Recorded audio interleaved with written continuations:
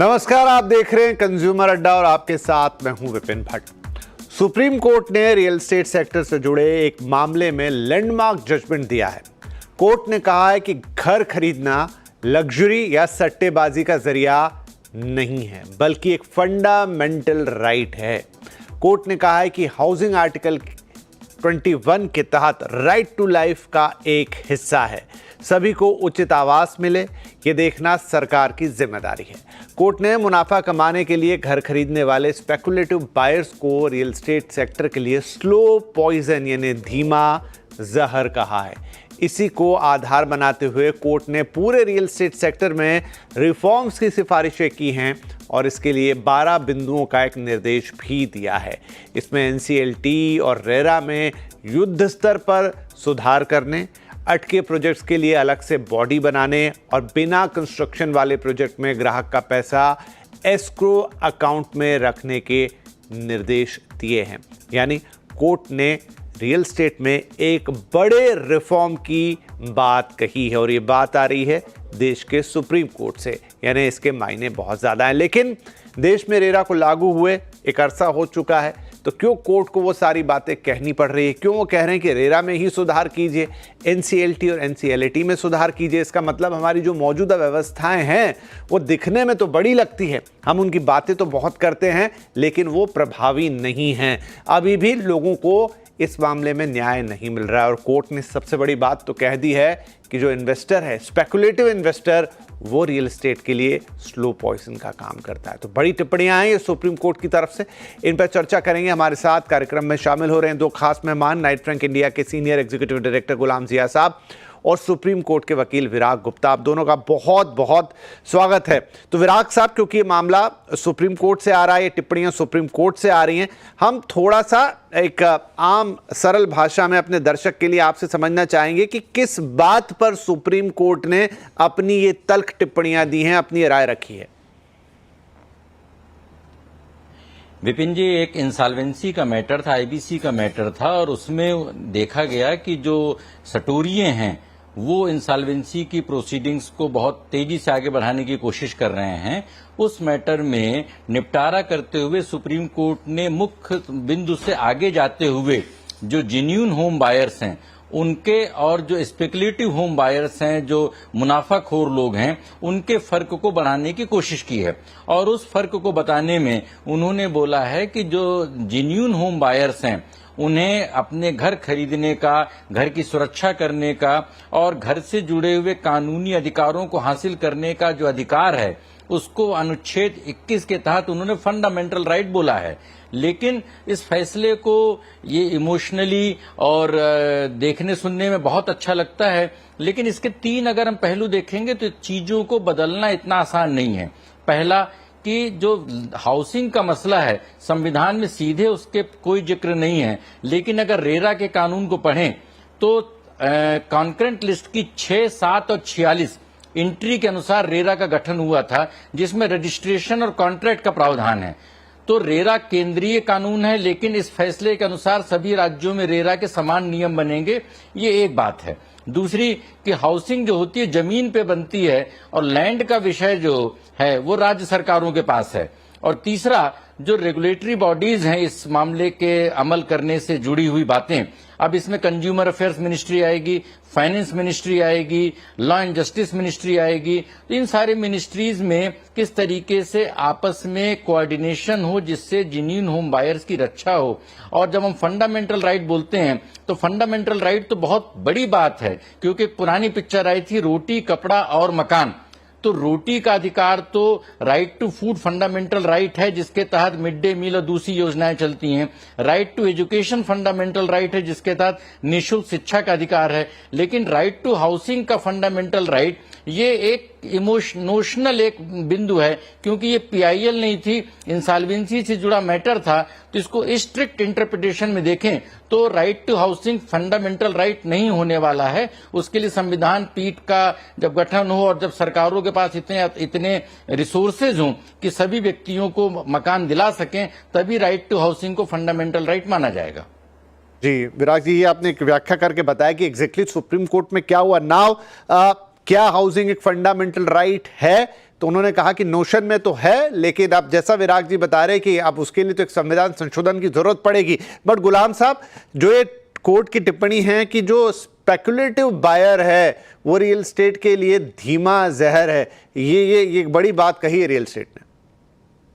बिल्कुल दुरुस्त कहा आपने। ये जो मसला है, जो अमूमन हर साइकिल, रियल एस्टेट साइकिल जब तब्दील होता है, बहुत ज्यादा मार्केट में तेजी आ जाती है, जब रेड हॉट हो जाता है, दाम बढ़ जाते हैं, मकान तेजी से बिकने लगते हैं, तब निवेशकों की मिकदार, निवेशकों की तादाद बायर्स में बढ़ती चली जाती है। और एक वक्त आता है कि उसी कारण हम एक ऐसे मकाम पे पहुंचते हैं कि अफोर्डेबिलिटी ब्रीच हो जाती है और जो जेन्युइन बायर्स हैं वो मकान नहीं खरीद पाते, और फिर उसके बाद फिर प्रॉपर्टी साइकिल दोबारा नीचे आना शुरू होता है। लेकिन जब वो नीचे आता रहता है, उस समय चूंकि कई सारे प्रोजेक्ट्स की फिजिबिलिटीज बिगड़ जाती हैं, तो कई सारे प्रोजेक्ट्स अटक जाते हैं, कई सारी बिल्डिंगें फिर आधी बनी हुई या घोस्ट टाउन जैसी दिखाई देने लगती हैं। और इसी चीज पर टिप्पणी की है सुप्रीम कोर्ट ने भी कि ये इसका सारा रीजन वो उस तरह के इन्वेस्टर्स हैं जो सटोरिये हैं, जो सट्टे के तौर पर रियल एस्टेट में दाखिल होते हैं, और उनका काम यही होता है कि ओवरनाइट पैसा बढ़ता हुआ देखना चाहते हैं। जबकि लॉजिकली और साइंटिफिकली प्रूवन है कि रियल एस्टेट में जो लॉन्ग टर्म ग्रोथ है 5 से 6% सालाना की दर से ज्यादा होना मुश्किल है, और ये नॉर्मली आपके इन्फ्लेशन से कनेक्टेड होती है। तो वो लोग जो ये समझते हैं कि साल 2 साल में मकानों की कीमतें दुगनी हो जाएंगी और वो सोच लेकर रियल एस्टेट में इन्वेस्ट करते हैं, तो वो ना सिर्फ ये कि एक सट्टा खेल रहे हैं, लेकिन इसके साथ ही साथ रियल एस्टेट के प्राइसेस को इस ऊंचाई तक ले जाते हैं कि जिसके बाद फिर हर चीज टूट पड़ती है, बिखर जाती है। तो यही चीज अगर कोर्ट इस पर टिप्पणी कर रहा है, तो हम सबको दोबारा इस पर गौर करना आवश्यक बनता है कि ये जो निवेशकों के द्वारा जो रियल एस्टेट को जो सुपर हॉट कर दिया जाता है, वो किस हद तक दुरुस्त है और उसके ऊपर किस तरह से अंकुश लगाया जाए, ये सोचना बहुत आवश्यक है। जी, तो विराग साहब, कोर्ट कह तो रहा है कि स्पेकुलेटिव बायर जो है वो गलत है या मीठे जहर के तौर पे काम करता है, गुलाम साहब ने भी उस बात की तस्दीक की, लेकिन क्या कानूनी तौर पर कोई जरिया है या कोई एक रेड लाइन है जिसको जो ये बताती हो कि ये बायर स्पेकुलेटिव बायर है और ये बायर जेन्युइन बायर है? नहीं, ऐसी कोई बिल्कुल आपने विपिन जी सही बात बोली, ये बहुत ही, हाँ जी, विराग साहब से पूछा, मैं आता हूं आपके पास। सही बात बोली है विपिन जी, आपने बिल्कुल सही बात बोली है। इसके लिए पूरे मामले की जड़ में जाने की जरूरत है। स्पेकुलेटिव बायर का मसला 2 वजहों से आया। पहला कि स्पेकुलेटिव बायर्स के पास कोई अधिकार नहीं है कि वो जो इंसॉल्वेंसी प्रोसीडिंग्स को वो छद्म तरीके से आगे बढ़ाने की कोशिश करें। दूसरी बात यह है कि जब बिल्डर और स्पेकुलेटिव बायर का नेक्सस बनता है, उसकी वजह से जेन्युइन बायर्स को जो नुकसान होता है उस पर कोर्ट की निगाह ज्यादा थी। तो पूरे मामले का जो लब्बो लबाब ये है कि धोखा और शोषण, इन दोनों चीजों से जो होम बायर्स को कैसे बचाया जाए। अब धोखा और शोषण रोकने के लिए रेरा की व्यवस्था है और जो आईबीसी की प्रोसीडिंग्स हैं उसके लिए एनसीएलटी की है। तो पहले नंबर पे कोर्ट ने बोला कि भाई इन जगहों पे जो अभी इंफ्रास्ट्रक्चर की कमी है, यहाँ पर वैकेंसीज नहीं है, ये इफेक्टिव नहीं है, उसके लिए उन्होंने बोला, 3 महीने में रिपोर्ट भी मांगी है। पर समस्या इस बात की है कि अगर किसी ग्राहक के साथ धोखाधड़ी हो जाए और बिल्डर धोखाधड़ी करे तो उसके पास ऑप्शन क्या होते हैं? वो ईओडब्ल्यू जाता है, वो पुलिस जाता है, रेरा के पास में कोई सुनवाई होती नहीं है, सिविल कोर्ट में जाता है, वहां फैसला होता नहीं है, कंज्यूमर कोर्ट में जाता है, वहां पर उसको राहत मिलती नहीं है। तो एक आम आदमी जब फंस जाता है और बैंक उससे बोलते हैं कि तुम ईएमआई पेमेंट करो, अगर अदर नहीं करोगे तो तुम्हारा जब्त हो जाएगा, तो उस संकट की स्थिति में उसको राहत कैसे मिले? और ये फंडामेंटल राइट की जो एक सब्ज बाग एक लगता है कि बहुत अच्छी बात है, लेकिन उससे ग्राहकों की समस्या का समाधान कैसे होगा? क्योंकि इसमें मुख्य बिंदु है बिल्डर और स्पेकुलेटर्स का नेक्सस का, और वो एक आपराधिक बिंदु है जिस आपराधिक बिंदु के लिए भारतीय न्याय संहिता में प्रावधान है। लेकिन उससे मनी लॉन्ड्रिंग या ईडी या पुलिस से बिल्डर के खिलाफ कार्रवाई हो भी जाए, लेकिन ग्राहक को सुरक्षा नहीं मिलती है, और बिल्डर जब पैसे लेके चंपत हो जाता है तो ग्राहकों की सुरक्षा कैसे की जाए? और क्या शहरी लोगों के लिए सरकार अलग से फंड बनाएगी? क्या कस्बे के लोगों के लिए फंड नहीं होंगे? क्या ये फैसला सिर्फ एनसीआर के लिए ही रहेगा या पूरे देश में लागू होगा? बहुत सारे सवाल हैं जिनका जवाब मिलने की जरूरत है। ठीक है, तो गुलाम साहब, इसमें एक इम्पॉर्टेंट बात यह है जो मैंने अभी सर से भी पूछी, आप भी मुझे बताइएगा। पहली बात तो ये कि अलग अलग मार्केट में, फॉर एग्जांपल दिल्ली का मार्केट, वहां तो प्रॉपर्टी का रजिस्ट्रेशन ही नहीं होता। वो लोग तो शुरुआत में एक से दूसरा बायर, तीसरा बायर सब एक जो जिसे कच्चा एग्रीमेंट कहते हैं या पावर ऑफ अटर्नी कहते हैं उसी पे करते रहते हैं। फाइनल एग्रीमेंट तो बहुत आखिरी में होता है, जिससे स्टेट को भी चपत लगती है और ये प्रॉब्लम भी आती है। लेकिन मुंबई जैसे मार्केट है जहां पर चाहे वो स्पेकुलेटिव बायर हो या कोई जेन्युइन बायर हो, वहां पर वो एग्रीमेंट के थ्रू ही जाता है। लेकिन क्या कोई रेड लाइन है? आप डिफरेंशिएट कैसे करेंगे कि अगर कोई आधे प्रोजेक्ट में निकल गया, मुझे नहीं लगता ऐसा कोई कानून है जो रोकता है कि आप प्रोजेक्ट पूरा हुए बिना अगर बीच में किसी और को बेच रहे हो तो आप स्पेकुलेटिव हो, और अगर आपने पोजीशन तक आप रुक रहे हो तो फिर आप एक जेन्युइन बायर हो। कैसे डिफरेंशिएट होगा वो? ये बहुत ही कठिन और विकट समस्या है कि किस तरह जेन्युइन और इन्वेस्टर्स को अलग अलग किया जाए। वैसे एक बात की तरफ आपकी तवज्जो जरूर आकर्षित करवाना चाहूंगा कि इन्वेस्टर भी एक सारे इकोसिस्टम का एक हिस्सा है। इन्वेस्टर एक निवेशक है, हम और आप जैसे लोग हैं जो चाहते हैं कि एक मकान खरीदें और उसको अपने निवेश का जरिया बनाएं।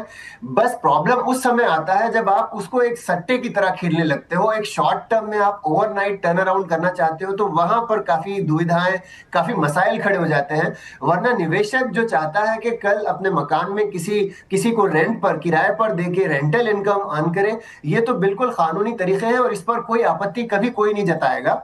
केवल मसला आता है जब आप इसको सिर्फ और सिर्फ दाम बढ़ाकर अपना एग्जिट पाने के लिए कोशिश में लग जाते हो, तो वो इन्वेस्टर वो थोड़ा सा मसला क्रिएट करना शुरू करता है और जब वो चीज बहुत फैल जाती है तो सारी इंडस्ट्री की धज्जियां बिखर जाती हैं।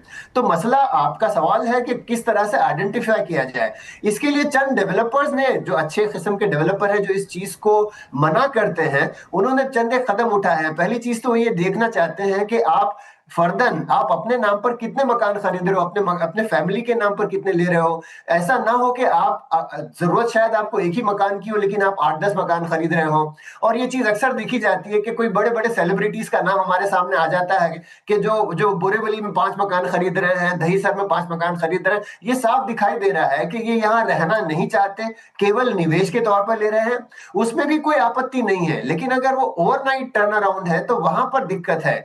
और जैसा कि आपने बताया, एक महाराष्ट्र में तो ये चीज लागू है कि अगर आपने मकान खरीदा है, अपने 10% के ऊपर अगर आपने जो अमाउंट है वो एक्सचेंज हो गया है बायर सेलर के दरमियान, तो 60 दिनों के अंदर आपको रजिस्टर करवाना आवश्यक है वो मकान। जो चीज आपने बताया, नॉर्थ में कई सारे रियासतों में चीज नहीं देखी जाती। तो जरूरत इस बात की भी है कि एक तरह के रूल्स सारे ही मुल्क में बनाए जाएं और उसमें इस चीज पर खास तौर से ध्यान दिया जाए कि एग्जिट कैसा हो रहा है। अगर ओवरनाइट अगर किसी मजबूरी के कारण कोई मकान बेचना चाह रहा है, बच्ची की शादी हो रही हो, बच्चों को एजुकेशन के लिए मनी की जरूरत हो, तो वो लिक्विडिटी अलग है। लेकिन केवल इन्वेस्टर और सटोरियों की तरह रियल एस्टेट को ना ट्रीट किया जाए, इसकी बहुत आवश्यकता है। जी विराग साहब, आप कुछ कहना चाह रहे थे। और आजकल जो कई बार दावे आते हैं कि हमने एक दिन में इतना बेच दिया, एक हफ्ते में पूरा बेच दिया, मुझे लगता है उसके पीछे भी इसी तरह की एक्टिविटी रहती है जहां एक्चुअल कुछ बिकता नहीं है लेकिन कुछ स्पेकुलेटिव इन्वेस्टर, क्योंकि कोर्ट भी वर्ड यूज कर रहा है, इन्वेस्टर नहीं स्पेकुलेटिव इन्वेस्टर। विराग साहब, देखिए, वो निवेशक वाले मसले में जाएंगे तो वो खतरनाक बिंदु है, क्योंकि उसके 3 पहलू हैं। पहला ये कि वो सटोरियों की वजह से जो फ्रॉड बढ़ रहे हैं वो एक बिंदु है। दूसरा, जो अच्छे निवेशक हैं वो फंडिंग लेकर के आते हैं, क्योंकि बहुत सारे बिल्डरों को फंड नहीं मिलते हैं तो निवेशक फंड लेकर के भी आते हैं। और तीसरा इस बात का है कि निवेशकों को रजिस्ट्रेशन की बाध्यता कब हो, उसके लिए इस फैसले में कहा गया है कि 20% पेमेंट के बाद रजिस्ट्रेशन की जरूरत होनी चाहिए, जैसा कि हमारे दूसरे पैनलिस्ट बता रहे हैं कि महाराष्ट्र में 10% का नियम है। मुझे लग रहा है निवेशक और जेन्युइन बायर्स की अगर डिस्कशन में जाएंगे तो फैसले का जो सारांश है, जो फैसले की आत्मा है, वो खत्म हो जाएगी।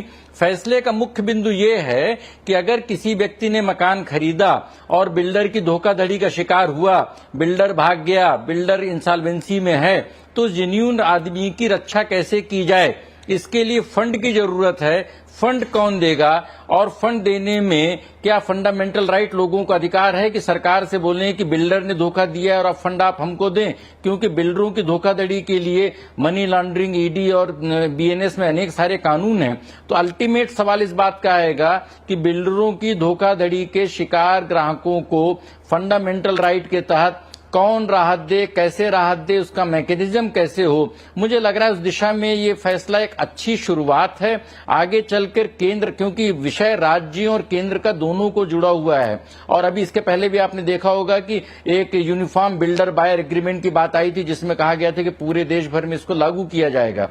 तो मुझे लग रहा है कि ये एक कॉम्प्लिकेटेड प्रश्न है, जिस प्रश्न का जवाब एक इंसॉल्वेंसी प्रोसीडिंग से आया है, किसी पीआईएल से नहीं आया है। और पीआईएल में होता तो वो बाध्यकारी होता, राज्यों का पक्ष भी सुना नहीं गया है, कई सारी मिनिस्ट्रीज इन्वॉल्व हैं। तो और ये उम्मीद करते हैं, अभी कुछ दिनों पहले एक चीफ जस्टिस ने बात बोला था कि सिर्फ एनसीआर को सुप्रीम कोर्ट का जुरिस्डिक्शन नहीं मानना चाहिए, एलीट जुरिस्डिक्शन नहीं होना चाहिए, सुप्रीम कोर्ट के फैसलों का पूरे देश में अमल होना चाहिए। तो छोटी छोटी जगहों पर भी जो बायर्स हैं उनको राहत मिले इस फैसले के बाद, ये उम्मीद करनी चाहिए। ठीक है, तो कोर्ट ने एक और बात कही कि रियल एस्टेट को एक रिफॉर्म की जरूरत है। तो अब रिफॉर्म अगर अभी भी जरूरत है तो फिर रेरा क्या हुआ या दूसरी चीजें क्या हुई? तो क्या ये जो रिफॉर्म किए गए थे ये प्रभावी नहीं हैं या इनके असर अभी हमें आने हुए देखने हैं, या ये जो मसले सुप्रीम कोर्ट में चल रहे हैं, चाहे वो कहते हैं कि बैंक और बिल्डर का नेक्सस है, चाहे बिल्डर या एक स्पेकुलेटिव इन्वेस्टर का नेक्सस है, ये थोड़े पुराने मामले भी हैं जो 2015 या उससे भी पहले के होते थे। क्या वो गंदगी अभी तक हम साफ कर रहे हैं और अब वो निकल कर सामने आ रही है, इसलिए सारी बात हो रही है? तो ये 2-3 मुद्दे रहेंगे जिस पर बात करेंगे इस छोटे से ब्रेक के बाद।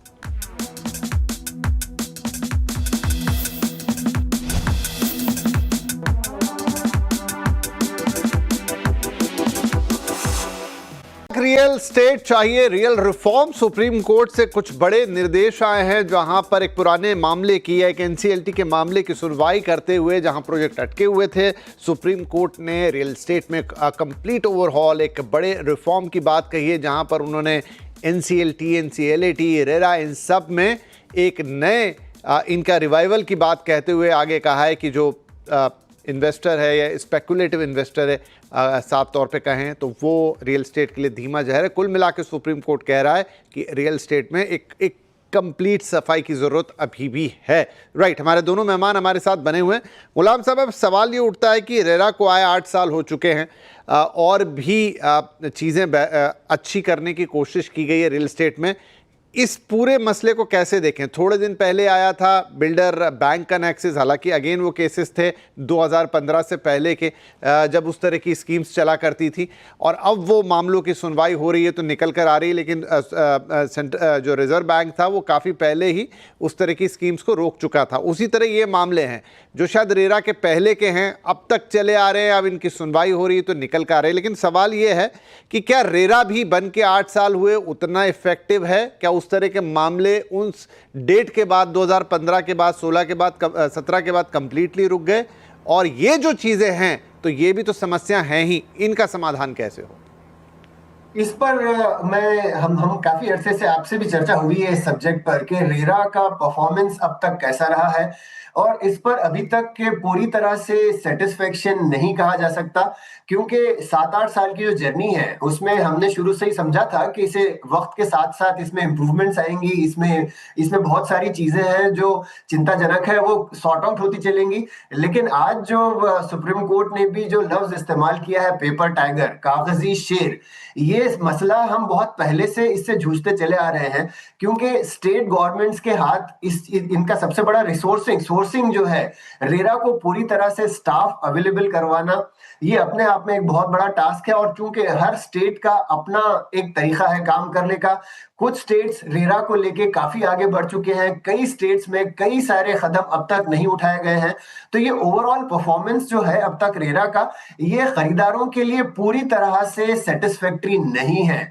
कई कंप्लेन्स या ग्रीवांसेस जो रेरा तक जाती हैं, उसका जो रेजोल्यूशन निकलता है वो खातिर ख्वाह नहीं होता, वो ठीक ठाक नहीं होता, क्योंकि टिपिकली अप्रोच ये जो होता है वो एडजुडिकेशन के बदले में वो आर्बिट्रेशन, लोगों को सामने बिठा के बिल्डर और बायर को ये कहा जाता है कि भाई सॉर्ट आउट कर लो, अदरवाइज बाकी सारे मकान जिन्होंने खरीदे उन सबको दिक्कत होगी। तो ये जो अप्रोच है इसमें और सुधार लाने की बहुत जरूरत है। तो ओवरऑल रेरा का जो कुछ भी रेरा के आने के बाद इंप्रूवमेंट्स हैं वो वो बिल्कुल इग्नोर नहीं की जा सकते, लेकिन ये भी कहना कि रेरा अपने मकसद को पहुंच चुका है, ये सही नहीं है।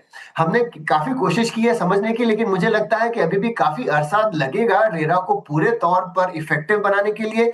और इन दैट जर्नी आज हम जहां पर हैं वहां पर रेरा को बहुत सुधार आने की अब भी आवश्यकता है। और वही चीज आज सुप्रीम कोर्ट ने भी वो दो अल्फाज जो दो वर्ड्स इस्तेमाल किए, कागजी शेर, उस चीज को पूरी तरह से दिखा रहा है।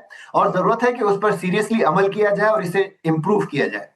जी विराग साहब, वक्त वक्त पे केंद्र सरकार ने भी कोशिश की है कि ये जो रेरा है, चूंकि राज्यों का मसला है, एक केंद्रीय कानून के तहत बना हुआ है, लेकिन हर राज्य इसे अपनी तरह से डिफाइन करता है, हर राज्य इसमें अपनी तरीके के रूल्स लगाता है। बीच में केंद्र सरकार ने एक दो बार कोशिशें की हैं कि एक यूनिफाइड लॉ बनाया जाए, एक यूनिफाइड सिस्टम बनाया जाए जिसमें एक ही तरह की एग्रीमेंट हो, एक ही तरह की भाषा हो, लेकिन वो इम्प्लीमेंटेशन के लेवल पे काम अभी तक कर पाया नहीं है। कैसे इस चीज में सुधार आएगा? क्योंकि राज्यों के साथ जो अलग अलग बॉडीज हैं, एक राज्य अच्छा कर रहा है, दूसरे में रेरा का एग्जिस्टेंस ही नहीं। और अब तो ये भी शिकायतें आने लग गई कि रेरा धीरे धीरे करप्शन का अड्डा भी बन रहा है, जहां जहां उसकी ताकत है वो उसे करप्शन के लिए इस्तेमाल कर रहा है, ना कि लोगों के फायदे के लिए। देखिए, इस बारे में हरिशंकर परसाई जी के जो साहित्य, उनके जो व्यंग्य साहित्य है, और वो बातें आज भी अमल में आ रही हैं, या श्रीलाल शुक्ला का जो राग दरबारी है, तो जब भी हम कोई एक कठिन व्यवस्था बनाते हैं जहां पे उनके पास असीमित अधिकार देते हैं, वहां पर करप्शन चालू हो जाता है, सिस्टम में बदलाव नहीं आता है। और इस पूरे मामले में जो 3-4 बड़े पहलू सामने समझ में आ रहे हैं कि हमारे यहाँ पे जो रेगुलेटर्स हैं, उन रेगुलेटर्स का परफॉर्मेंस ऑडिट क्यों नहीं होता है, और जब हाई कोर्ट सुप्रीम कोर्ट में मामला जाता है तो उनकी जवाबदेही क्यों नहीं तय की जाती है, और मामले को गोल मोल घुमा करके कमेटी रिपोर्ट और उसको दूसरे तरीके से डाइवर्ट किया जाता है। तो जब तक हम रेगुलेटर्स का परफॉर्मेंस ऑडिट नहीं करेंगे, उनकी जवाबदेही नहीं करेंगे, दिक्कत नहीं ठीक होगी। दूसरी बात, सुप्रीम कोर्ट और हाई कोर्ट में लोगों को बहुत उम्मीदें हैं, लेकिन सुप्रीम कोर्ट में भी बिल्डर से जुड़े मामलों में कई सारी बेंचें सुनवाई कर रही हैं, और उन सुनवाई करने के बाद उन फैसलों पर क्या अमल होता है ये लोगों को नहीं पता रहता है। क्योंकि मेरे पास सैकड़ों लोगों के फोन मैसेज और उनके लोगों की दिक्कतें आती हैं। उन सब जगहों पे जनरल प्रॉब्लम ये रहती है कि जो बिल्डर है वो बिल्डर ताकतवर आदमी है, उसके पास सशक्त है, उसके पास पैसे हैं, उसने अगर पैसे का डाइवर्जन किया है तो पैसे खर्च कर सकता है, तो उस बिल्डर के पास बहुत बड़े बड़े वकील हैं, पूरा सिस्टम उसकी गिरफ्त में है। तो उस बिल्डर के खिलाफ एक छोटा एक आदमी है, एक कमजोर आदमी है जिसका पैसा ऑलरेडी फंसा हुआ, उसको राहत कहां से मिले? तो अगर रेरा प्रभावी नहीं है, हाई कोर्ट और सुप्रीम कोर्ट में सालों साल सुनवाई नहीं होती है, तो प्रश्न इस बात का है कि इस कानूनी प्रक्रिया का, इस कानूनी संरक्षण का फायदा क्या है? हमें आस पड़ोस के जो नेपाल, श्रीलंका, बांग्लादेश, इन सारे देशों से सबक लेने की जरूरत ये है कि संविधान का शासन, कानून का शासन वहां होता है जहां पर सरकारें या व्यवस्था या रेगुलेटर्स फेल हो जाएं तो लोगों को न्याय मिल सके। लोगों को जनरल दिक्कत ये है कि जो लोग बिल्डरों की धोखाधड़ी और शोषण का शिकार हैं, उन्हें ये नहीं पता कि कहां पर अपनी शिकायत दर्ज कराएं, कहां पर उनको न्याय मिलेगा। और bank, police, EOW, RERA, consumer protection, different जगहों पे भागते भागते वो थक जाते हैं। उनकी थकावट को महसूस करते हुए सुप्रीम कोर्ट ने संवेदना के साथ इस विषय पर विचार किया है, लेकिन राइट टू हाउसिंग को सफल बनाने के लिए सबसे पहले हमें निवारक तंत्र बनाना पड़ेगा, जिसमें लोगों की शिकायतों का और हर चीज का बड़ा सीधा समाधान है कि हम नेशनल हेल्पलाइन नंबर बनाएं, और जहां पर अगर लोगों का समाधान नहीं हो तो 1 महीने के भीतर उन शिकायतों की जो सुनवाई है कंसर्न हाई कोर्ट में हो, और जो लोग नहीं कर रहे हैं उन लोगों की जवाबदेही तय की जाए। संविधान की सबसे बड़ी बात यह है कि जिसके पास अधिकार हैं उसकी जवाबदेही तय की जाए, तभी इस मामले में लोगों को राहत मिलेगी। सही बात है, ये बात सही है कि रेरा बन गया या मामले सुप्रीम कोर्ट में भी पहुंच गए, उस पर तल्ख टिप्पणियां आ रही, लेकिन at the end of the day वो जो ग्राहक है जिसने अपना सब कुछ जिंदगी भर की कमाई इसमें लगाई, वो सालों से एक कोर्ट से दूसरे कोर्ट, एक सिस्टम से दूसरे सिस्टम में भटक रहा है, लेकिन शायद बहुत छोटा प्रतिशत होगा जिनको वो न्याय मिला, या उनकी जो चीज़ें हैं या वो घर है वो मिल पाया, या उनका पैसा लौटा। अदरवाइज वो प्रक्रिया पे प्रक्रिया ही चल रही है। अब सुप्रीम कोर्ट ज़रूर इस पर तीखी टिप्पणियां कर रहा है, लेकिन उसने जिस सिस्टम ओवरऑल की बात कही है वो होना तो बहुत ज़रूरी है। अब उसमें सरकार अपनी विल पावर दिखाए और आगे बढ़ के कुछ नियम बनाए, या फिर संविधान में संशोधन करके ही नियम बनाए, जैसा विराग साहब कह रहे हैं कि जवाबदेही तय हो, कि जिनको अधिकार दिए हैं लोगों की समस्या सुनने का या निपटाने का, उन्होंने उसका एंड रिजल्ट क्या निकाला। सुन तो लिया, लेकिन क्या लोगों को राहत मिल पाई? देखते हैं। अभी फिलहाल इस मामले की सुनवाई और जारी है सुप्रीम कोर्ट के आगे। ये तो उनकी टिप्पणियां हैं और जो उन्होंने बातें कही हैं, लेकिन एंड रिजल्ट क्या होता है, क्या लोगों को सच में राहत मिलती है, ये देखने वाली बात होगी। बहुत बहुत धन्यवाद आप दोनों ही महानुभावों का इस कार्यक्रम में शामिल होने के लिए। नमस्कार।